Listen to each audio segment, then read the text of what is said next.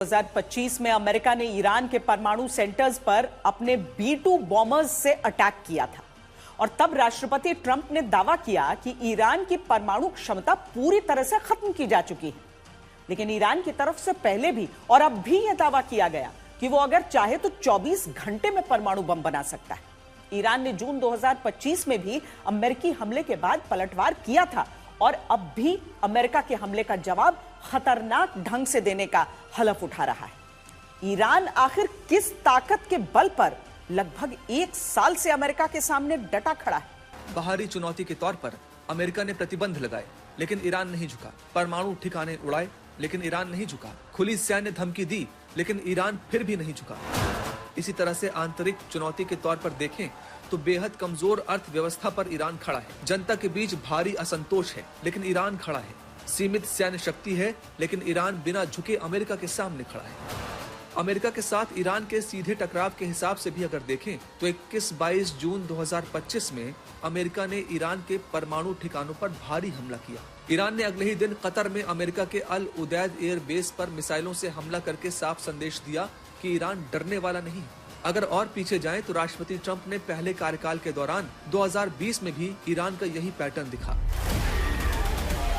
3 जनवरी 2020 को Baghdad air force के पास Quds force के कमांडर कासिम सुलेमानी की अमेरिकी ड्रोन हमले में हत्या कर दी गई। ईरान ने इसके पलटवार में 5 दिन बाद इराक में अमेरिका के एन अल असद एयरबेस पर मिसाइलें दागकर स्पष्ट कर दिया था कि वो अपने सामर्थ्य के अनुसार जवाब जरूर देगा। अब भी यही स्थिति देखने को मिली।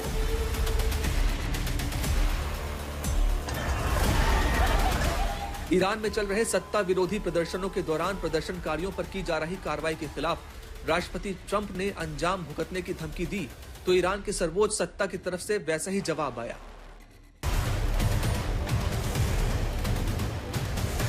अमेरिका ने ईरान की घेराबंदी के लिए USS Abraham Lincoln aircraft carrier strike group कई डिस्ट्रॉयर्स के साथ मिडिल ईस्ट में और दूसरी warship USS Delbert D Black Red Sea में तैनात किया। F-15E फाइटर जेट्स जॉर्डन में अमेरिकी एयरबेस पर खड़े कर दिए। साथ ही गल्फ ऑफ पर्शिया में अमेरिकी ड्रोन्स ने मंडराना शुरू किया। जवाब ईरान की तरफ से भी आया कि मिडिल ईस्ट के अमेरिकी बेस और समंदर में खड़े अमेरिकी एयरक्राफ्ट्स हजारों खतरनाक मिसाइलों के निशाने पर हैं।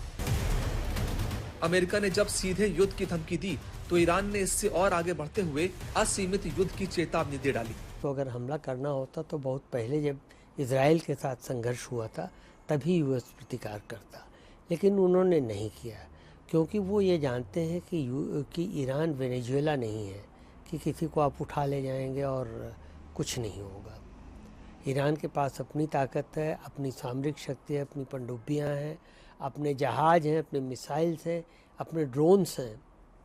तो ईरान उस मामले में काफ़ी ताकतवर है और मुझे नहीं लगता कि अमेरिका के लिए ईरान को हरा पाना इतना आसान होगा। अमेरिका इसीलिए चाहता भी नहीं, ईरान को नहीं हराना चाहते।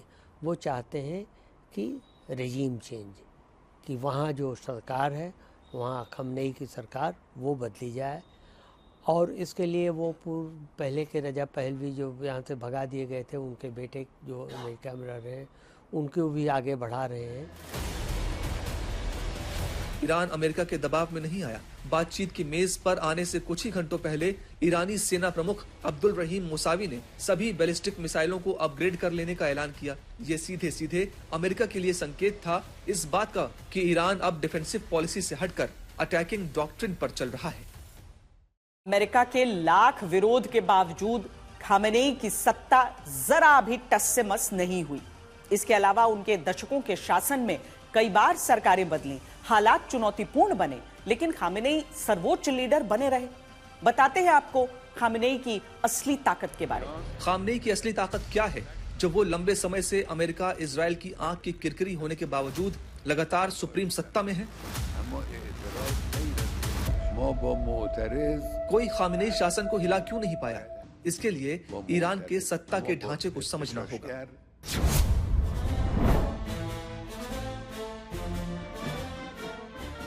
ईरान की सियासत का मुख्य केंद्र सुप्रीम लीडर खामेनेई है।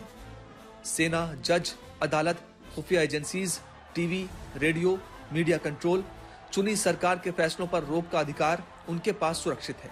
सत्ता बदलती रहती है, लेकिन सर्वोच्च पद नहीं बदलता।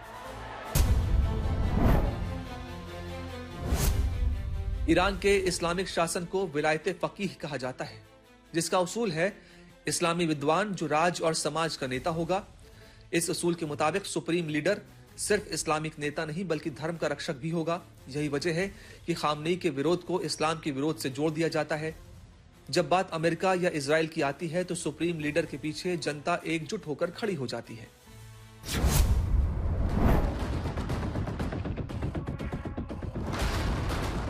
यह शक्तिशाली संस्थाओं का एक जाल है। इसमें शामिल है IRGC यानी ईरान की शक्तिशाली सेना, कुद्स फोर्स जो प्रॉक्सी संगठनों की निगरानी करके ईरान से बाहर संगठन चलाती है, बासिज मिलिशिया जो जनता के बीच रहते हुए काम करती है, और न्याय तंत्र के साथ अमीर धार्मिक संगठन। इन सभी का एक कॉमन काम है खामनेई के शासन को बचाए रखना।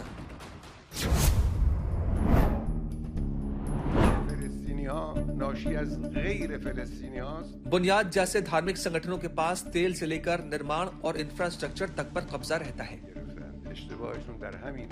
ये संगठन देश की 40 से 45% अर्थव्यवस्था पर अपना नियंत्रण रखते हैं। महंगाई बढ़ती है लेकिन बाकी पुलिस और सुरक्षा गार्ड्स का तंत्र ताकत के बल पर संभाल लेता है। ईरान में सब कुछ सिस्टम है और सिस्टम के हर तार का अंतिम सिरा सुप्रीम लीडर खामनेई के हाथों में है। यही वजह है कि कितना भी शोर उठे लेकिन ईरान की सर्वोच्च सत्ता के खिलाफ एकजुट नैरेटिव नहीं बन पाता।